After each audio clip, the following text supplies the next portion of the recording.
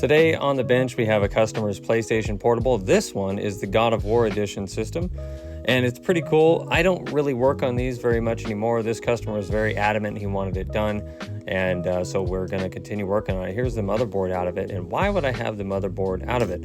Well, I had to get a donor board because during the cleaning process, somehow, even though the battery was disconnected, the fuse blew for the backlight.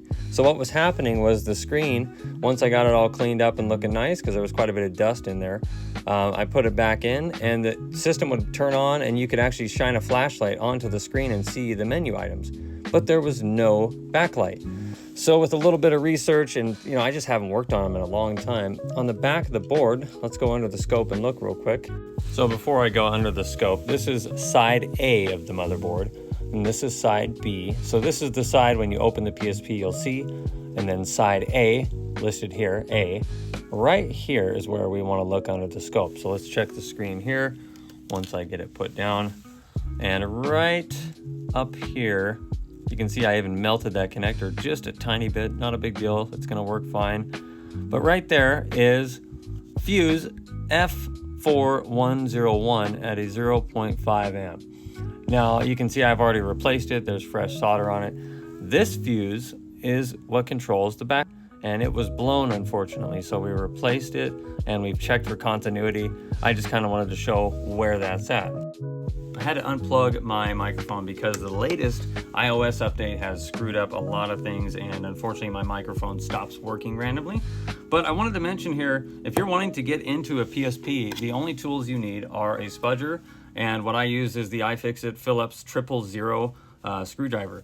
Everything comes in the iFixit kits if you want to get into these systems, whether you're a hobbyist or a professional. I think mobile systems specifically, the iFixit really works and shines well for that. So look into getting one of those if you want to kind of delve into this world, whether it be 3DSs, PSPs, anything like that.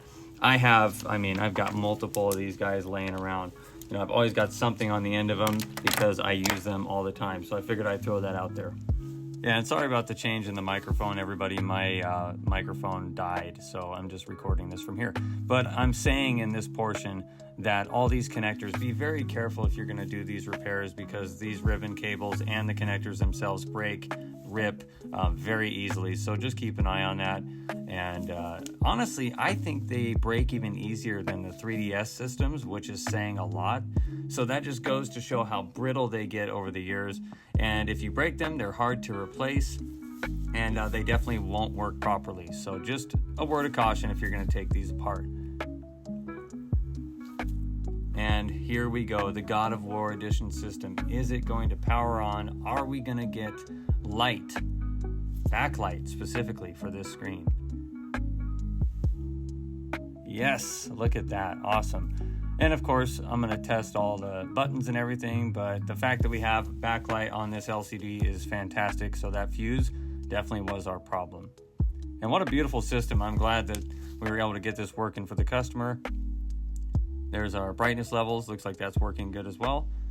And awesome, so another repaired system. This customer is going to be extremely excited, and I'm glad that we could get it done for him. You guys have a good Christmas and a Happy New Year if I don't see you by then, and thanks so much for watching, everybody. I appreciate it, as always.